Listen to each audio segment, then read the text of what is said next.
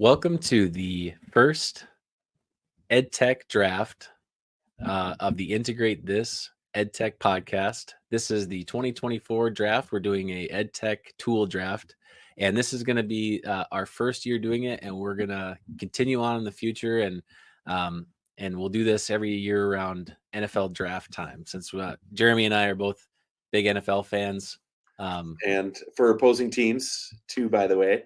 Rival teams, yep. Yep. And if you can't tell by what we're wearing or our Bitmojis that are up there in the corner, we're definitely watching our own teams in the first round of the draft that took place last night. So, David, how did the Vikings do? Give us your expert spin on the Vikings first round picks. Yeah, so last night was pretty exciting. We moved up in the draft, and we selected our future franchise quarterback, which we haven't Does had. That feel? Does that feel like? Yeah, we'll see. Out on that for a while. The next 2-3 years here, we'll see how it feels. So we've been unfortunately, unlike the Packers, we have been suffering. Usually picking up a quarterback here or there, or one not panning out and in the draft or whatever. So it's we have better colors than you, but we have fewer Super Bowls and fewer trustworthy quarterbacks in our past. So disagree. Nothing goes better than green and gold. But it was good. We took JJ McCarthy from the Wolverines with the 10th pick, and then we took Dallas Turner, which is a edge player from Alabama. And Alabama players are always pretty good, so not too worried about him. It's more, can the quarterback be our future? So I think it's going to be a little interesting to see, do they take a page from kind of like the Packers quarterback kind of game plan where they draft a quarterback and let them sit and learn for a couple of years before they are handed the reins, and it's worked well for the Packers. So yeah, I hope so, because I think that teams rush too much these days, and they always want the guy to start, and it works out for some. Like if you're a Patrick Mahomes, you can, if you're that good, but he sat for a year. Yeah, a year and a half. Yeah, yep. So yeah, I do think it works better that way. If you're gonna be successful, I think it's good to have them sit for a year and learn everything. But if this doesn't pan out, then I guess we will see if we can get Aaron Rodgers from the Jets, and which also follows kind of like the Brett Favre. Yeah. Which I got my Brett Favre today, so kind of doing a little throwback here, and tying it's hilarious, nostalgic Packer stuff. But yeah, it's hilarious because I feel like it's probably going to happen. I think history, because Brett Favre went to the Jets from the Packers and then came to us. So it's true. We'll see what happens. But how did you feel about yours? So the Packers had the 25th pick in the draft this year. So it was a lot of action that happened, especially on the Viking side, before the Packers got onto the clock. The Packers wound up taking offensive tackle from Arizona, Jordan Morgan, which I'm really pleased. I can't say that I know a ton about Jordan Morgan, being a player out west and in that conference that I didn't really follow much in college. Much more of a Big Ten kind of a guy, maybe a little bit of SEC. Not really much in that Pac conference, but I like the position pick for sure. And from what little footage I've seen of him, that it's been played on the highlight reels and stuff, definitely looks like a player that's going to step in. He's going to definitely fulfill a role. We've got a young quarterback too, who's only started for a year, Jordan Love, that, obviously you want to find a way to protect that guy with putting the best players up in front of him. And so I really kind of hope that to replace David Bakhtiari, who the Packers let go, who was just an absolute fantastic, but injury prone guy, and to bring in another younger guy with a lot of potential there too, I think could be a step in the right direction for the Packers there. And with the other weapons that we have at quarterback, bringing Josh Jacobs in at running back, letting Aaron Jones go, which kind of hit right here a little bit. That one kind of hurt, but I think it's a good step. Now I hope like in the next couple of rounds, today and tomorrow, that the Packers address a few other needs on the defensive side of the ball that we have too. So yeah, those Yeah. are kind of So my thoughts about it. that's one thing for us that was really great was getting Aaron Jones because um, he's pretty good, and we didn't have a running back at all. But funny that you mentioned him because my brother-in-law was at the Vikings draft party last night and got a picture with Aaron Jones. So Oh, is that right? yep, he wasn't wearing green and gold. Did he have the big sombrero? A different big sombrero? No, that would have No. been sweet though. Yeah. But Maybe he's trading in the sombrero for those the horns. yeah, The I think horns on so. it. Yeah, Yeah, the Helga horns. that's what they are. Yeah. Yeah, yeah. No, funny fact too is that Aaron Rodgers, the year that you drafted him, we took Troy Williamson, I think, pretty high in the draft, and he was that wide receiver panned out to nothing. So Yeah. it was like we could have had Aaron Rodgers and just didn't take him. So Wow, so many teams passed on him, yeah, true. So yeah. Well, should we actually get into why we're doing this Yeah, and how it's gonna go? So let's get yeah. into it. Yeah. So this is our EdTech Draft 2024. Here's our draft rules, and you can see that on the board there. Jeremy and I each have 1 minute to pick our EdTech tool. We're trying to put together the best lineup possible, and that's basically you have 5 total EdTech tools at the end on your team, and the idea is that that lineup of tools is going to be the best for classroom instruction and student learning, and what we'll do at the end is we'll actually put the a survey out under the description of the video, and we'll put it on our social media as well for fans of our podcast to be able to select who they thought won the draft, either Team Mikla or Team Burner. So once our tools are selected, you can choose which is the better set of tools, and then we will announce the winner after the voting on May 9th in our video for that week. So yeah, so it should be fun. Perfect. All right. Let's so we haven't rehearsed any of this. We haven't like planned it out or done a whole lot of all of that legwork to try to make it look like we've really have a high polished graphics and podcast stuff. We've done our a little bit of due diligence here and got some cool stuff. But if you see a little bit of the behind the scenes that come up on the screen that you're seeing, like the little bar down there at the bottom of one of these tools that we're using, bear with us here a little bit. Cut us a little bit of slack, would you please? Yep.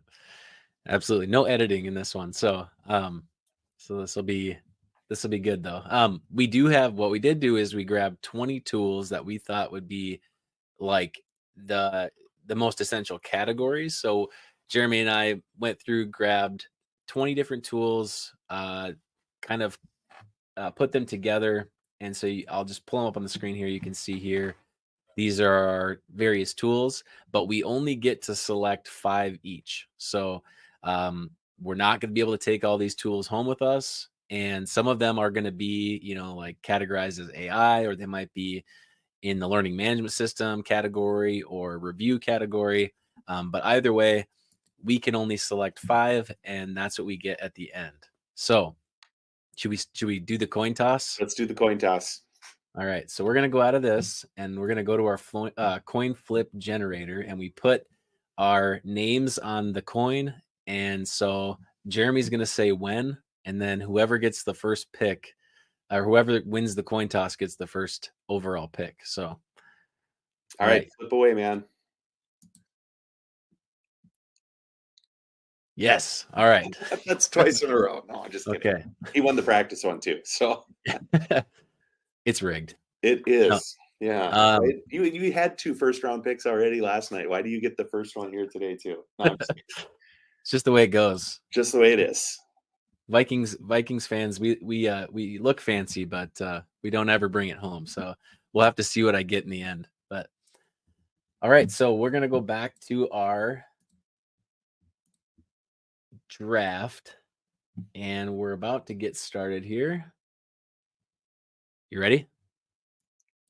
I'm waiting on you. Like, All right. like in suspense. 1 minute on the clock. Okay. So my first tool that I'm going to take is I'm going to take Brisk Teaching AI. That one's going to come right off the board. The reason I want to pick that tool is because the not only can you do all the different creation AI with it, so your lesson plans and all those type of things, but that's going to be the tool that teachers really want to use for with the current climate that we're in with AI and students turning in things that aren't their own work. One of the best things about this is that the free feature allows teachers to go to Google Docs and use the replay feature with this extension to look at student progress of their work and see how many copies and pastes that they did, and then see how much time they spent on the document. So I think that's invaluable. That's my pick. First overall, I got it. Right to the end. Hey, nice job. Okay, hey, that is a great first pick. And if you've been following our podcast at all, you know we spent several or a couple of different episodes talking about the great things that Brisk has. So I think you hit a home run there. And I think with several of these other AI tools, you can't go wrong. So I get to be on the clock here next, huh? All right. Let me know when you're ready. All right, go for it, man. All right, with my first pick here, I'm going to take Google Classroom, which is a little bit of a pivot here because I think I don't foresee my Viking opponent going all in on all AIs to try to take them on. I think there's still some other good AIs left on the board. But I wanted to make sure to get Google Classroom because I know as a classroom teacher, having that LMS that you can count on and that works really, really well with the types of things that you do and the way that you offer up your classroom, everything from assigning quizzes and activities to kids. It hosts your resources and materials that you can drop in there. You can put in notifications to students. It's where you can grade your assignments and give feedback and everything else. And so I think that's an essential tool for both teachers and students to be able to communicate and facilitate their classrooms in that digital space. Nice. Very good. That was a good pick. I'm a little bummed that you took Google Classroom because that would be a I thought it might be a little bit early, but they were pretty high on my board going into the draft, so it was kind of my strategy. all right. So Google Classroom is off the board. So in round one, we have taken off the board one AI tool and one learning management system. So those are our two essential. Part of me thinks that Jeremy just took the Google Classroom because of the logo colors, but whatever. I mean, It works. See how that matches. My wife, who's a graphic design person, would agree. She said, pick your team based on the colors. there you go. That's how you guarantee success. So, Yeah, exactly. all right. I think we're moving on to round two. So I'm up, right? So You are up. all right, here we go. So my next pick, so second overall pick, is going to be, you know how I like to create things, Jeremy. So I need to deliver some quality content to my students, and they need to not only get the content that they need, but it needs to be visually appealing. So you know that I'm going to take the very thing, I don't even have to say it, You the don't even very have to say it. thing that we're using to do this draft, and that's going to be Canva. Canva has a ton of tools at your disposal. So you've got, the different graphics that are on there, the animations, the photos, videos, but then you have all these additional applications that you can use too, that, incorporate some of the AI things that you might want. So the imagery piece of things. So some things that I might not get with Brisk, I'll be able to do here. And not only that, but it's a high pick because it is free for teachers. So Canva is my second pick. That was a really good one. I honestly, that was going to be my next, but I didn't think it was going to really be there because I know how much you use it, and yeah, great job. You kind of took one from me too. So Yep. That's the fun, stealing that's, the tools in the draft. that's why when you leave those names on the board, the longer you let them sit there sometimes, the worse you feel about it here too. So yeah, that was a Yep. good one. Well done. You make my next choice rather difficult, but I've got it. I know where we're going. All right. I just have to let me get you set up and So here's the thing: we're working a little behind the scenes here yep. while we're picking and trying to make it look right. Okay. I think we're good. So you're on the clock. All right, for my second round pick here, I'm going to take a tool that works super well with Google Classroom, and that's going to be Edpuzzle. Edpuzzle's a great video tool that embeds questions into all sorts of videos that you create. If you flip your own classroom, you can embed those check for understanding questions right into the video. Also, if you find videos on YouTube and you want to have questions there, they're easy to add.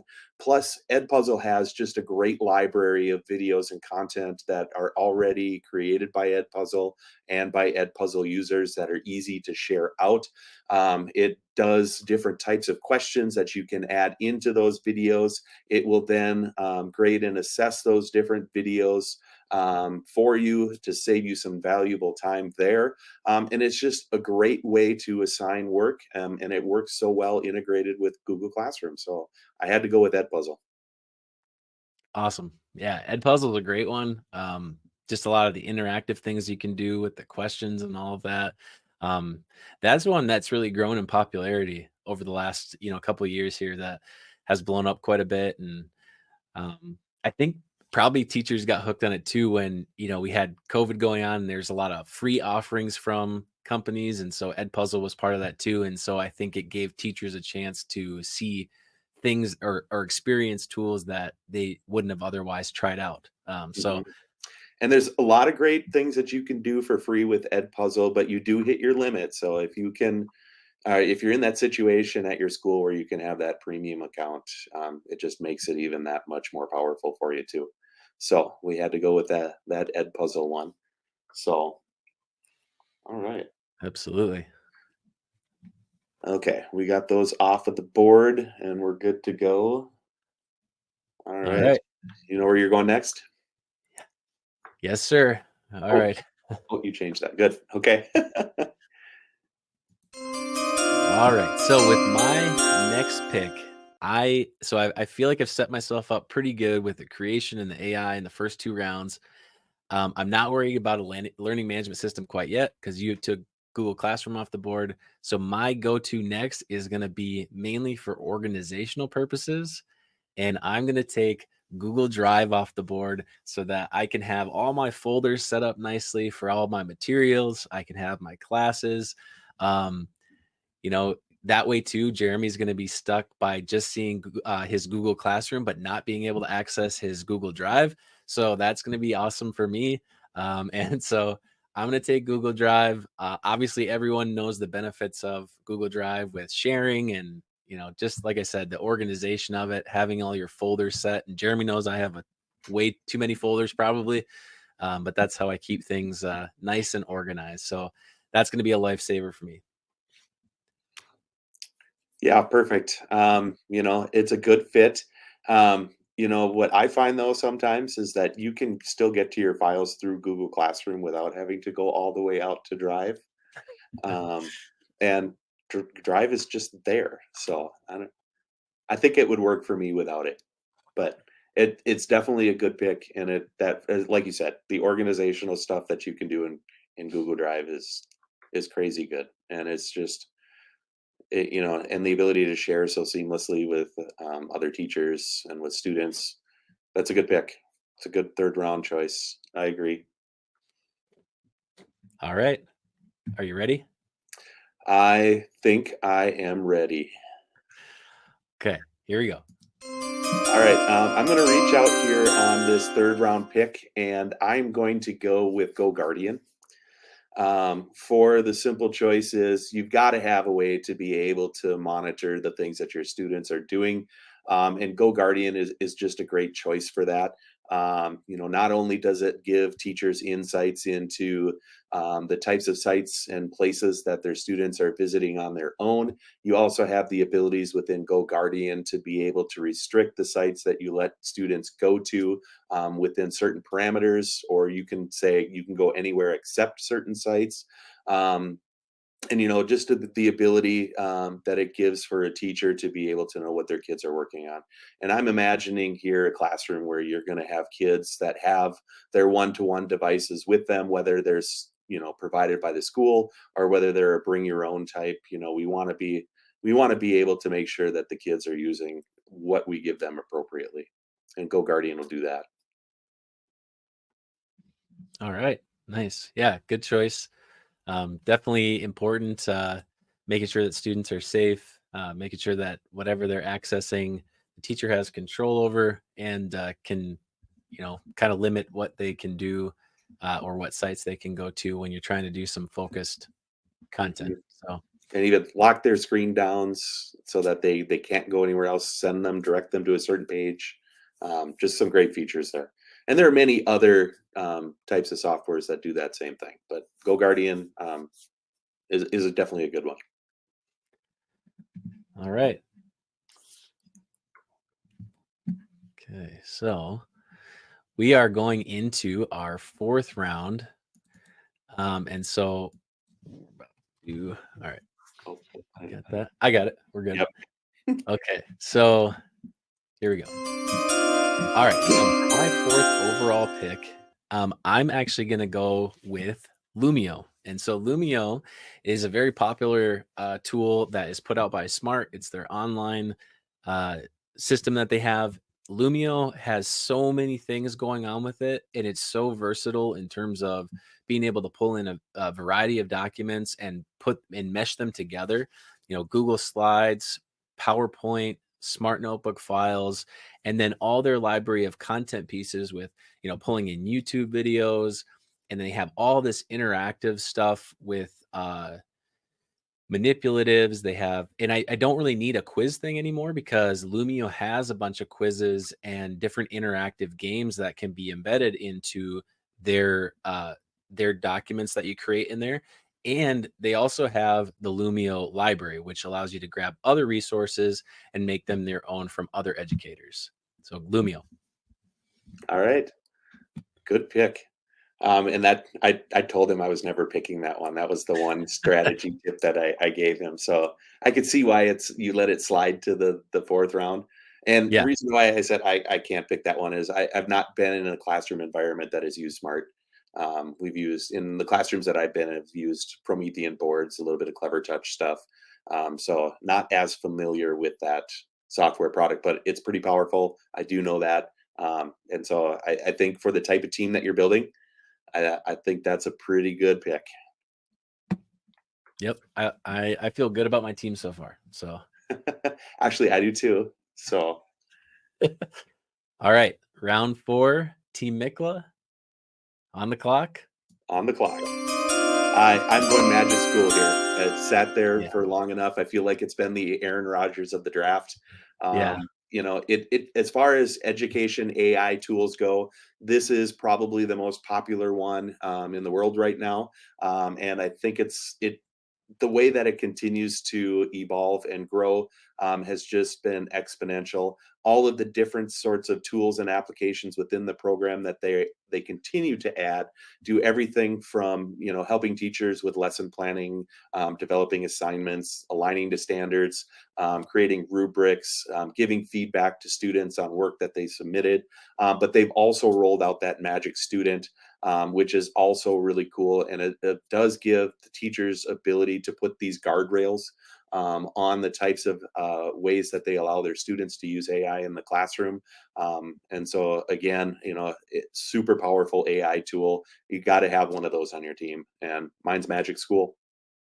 Yeah, that's awesome. To be honest with you, like it was really difficult for me to not take Magic School first. The only thing that really sold Brisk for me to take in my first pick was the fact of that free check on the replay for Brisk. Otherwise, like Magic School as a whole package, I feel like would be the better way to go. I just knew with Brisk I could do some of the same things and then still get that.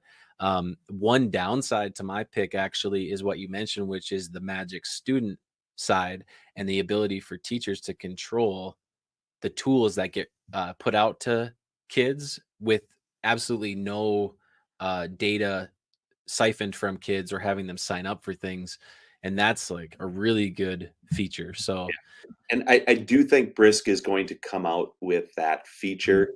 It's just as of the date of the draft, it's not there. It's not available yet. So we'll Yep. have to see what they do going forward. Yeah. But I think I'm pretty happy with that pick. I think it's pretty solid. Yep. And I think it really helps to round out the team. Like I said, Aaron Rodgers, it's a steal this late in the draft Yeah. for sure.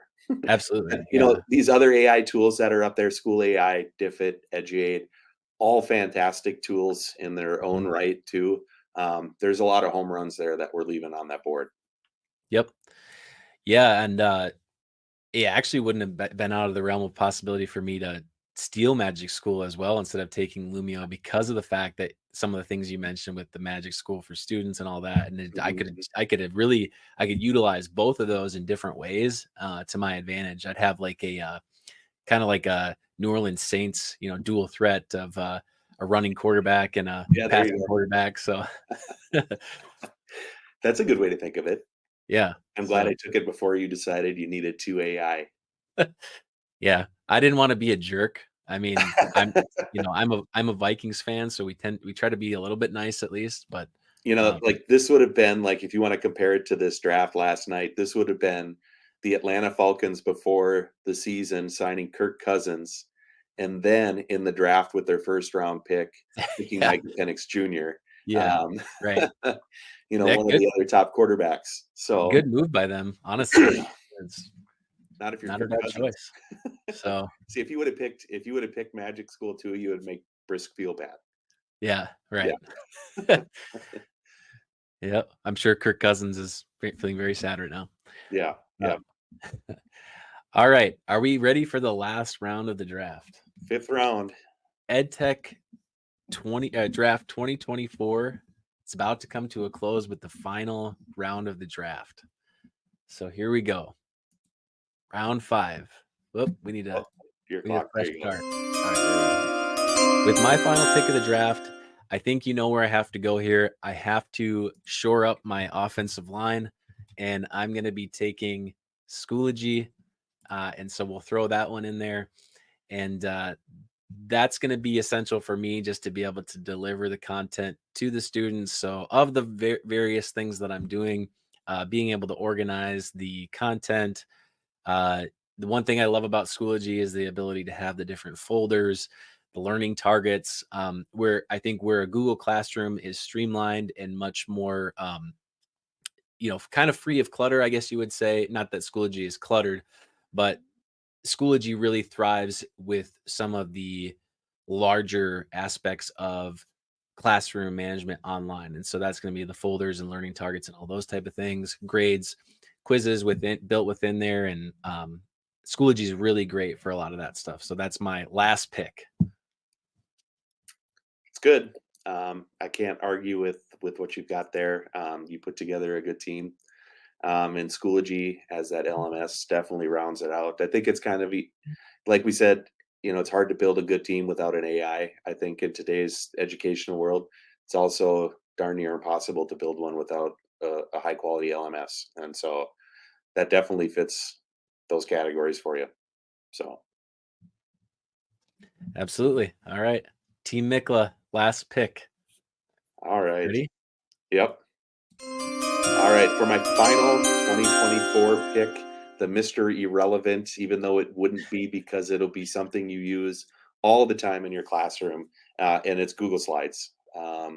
It was a little bit of a tough choice, but to be able to create presentations that it's not maybe as powerful and robust as Canva will do, but it's definitely going to be the workhorse of a lot of what you're going to do in the classroom, what you're going to share out, and it has so many more features than just being a presentation tool. It's also a great tool to use to create other types of assignments that are interactive with students, because you can link words and texts and images, and it can be kind of that launching page to do a lot of other sort of stuff.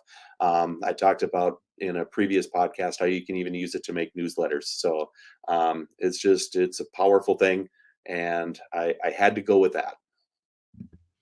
Yep. Yeah. I think you almost had to get, something for that presentation creation piece, to be able to do that. And then obviously too, one of the huge benefits is having students use Google Slides a lot too to create things. So that's pretty essential. So I'm All feeling right. pretty good about this draft. Yeah, I think so too. Do you feel like, would you trade any of your picks for one of the other ones that are left there up on the board? Oh, are we If I doing had a a like sixth pick, I think I know where I'd go, we're but doing I like an don't. Eli Manning Yeah. Phillip Rivers trade here? Um No, we yeah, left some good ones out there. I don't. Neither one of us took a review tool. The interactive game review tools that are up there, and neither one of us took one of those enhanced presentation tools that give you extra bells and whistles with the types of things that you do. Um, so it was tough, but Yeah, I think that one thing that I don't have that you do, which is pretty clear, is just the student device management piece. So with you grabbing Go Guardian, and that was really outside of Class Dojo, that was really the only one that was on there. And I didn't end up taking one. So kids are going to have free reign of your classroom, man. It's going to be chaos. And mine will be good and controlled, so that's why I need your vote. Oh, yeah, well, my teachers that are using my setup tools, they're the best, and so yeah. they don't need those tools. All And right, stop the pandering now. Let's so anyone who's voting, just remember yeah. that. Uh, All right, should we show them the recap of what our teams look like? yep. Let's take a look at our final teams here. Here is I'll, our recap. yeah, Go ahead. go review your team really quick, and then I'll do mine. Okay, so first round, I basically shored up my AI with Brisk and really trying to focus on the student plagiarism aspect and ensuring academic integrity with that, while still getting a lot of the tools that a magic school has from the teacher side, creating lesson plans, quizzes, with the paid version, even being able to pull in standards. Canva is my primary creation tool for everything. So that's going to give me really nice presentations to send out to my students. I can also, if I want to, I can tie that to creating classes in there.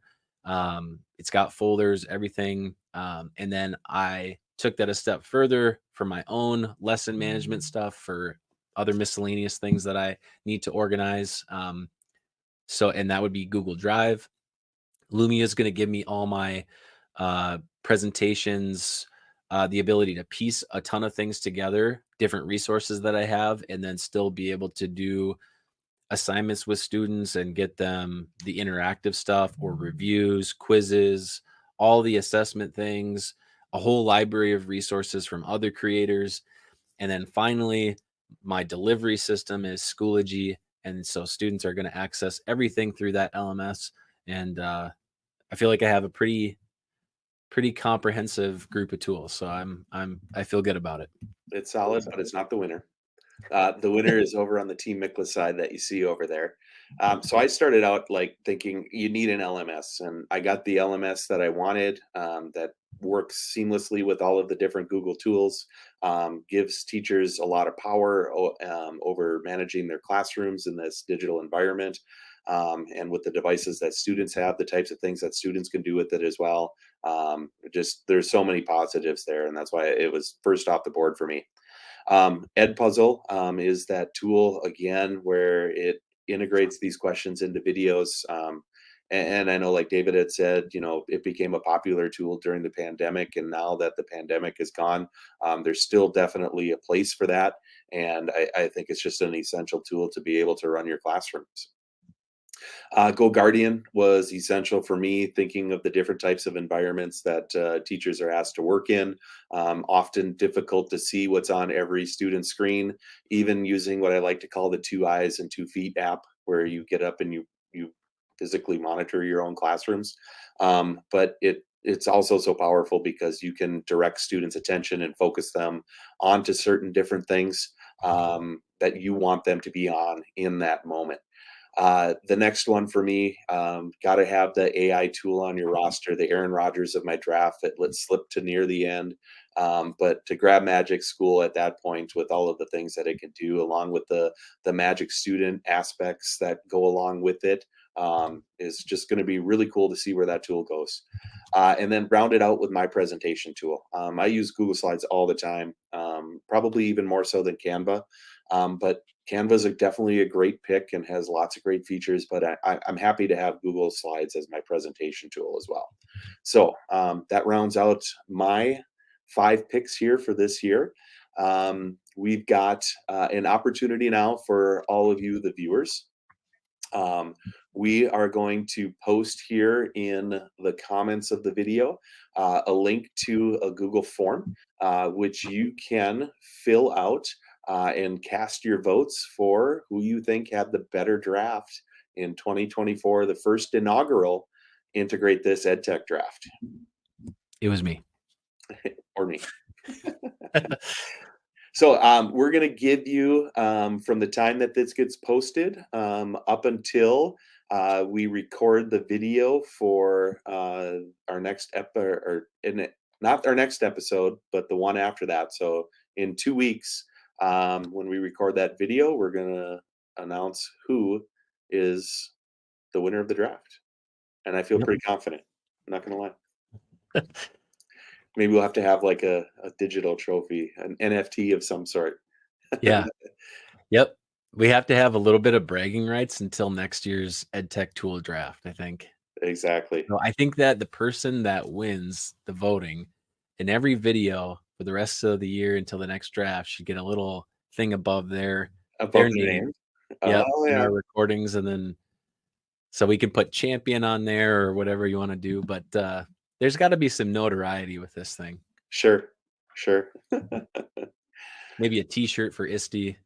We can get to Oh, walk around with our EdTech with your draft championship T-shirt. Yeah. Or maybe the loser has to wear the other team's jersey for a day. Ooh, yeah. Ooh. I like all these ideas. All right. Well, thank you for tuning in here to our first draft. We had a lot of fun doing this, so I hope you enjoy it. And I hope it does give you some insight into the different tools that if you're using in your classroom, that reassures that. But if these are ones that we mentioned that maybe you want to give a try, we think they're pretty essential to be able to run a classroom. So give them a look. Yep. Happy draft day. All right. Thanks for watching. See you next time.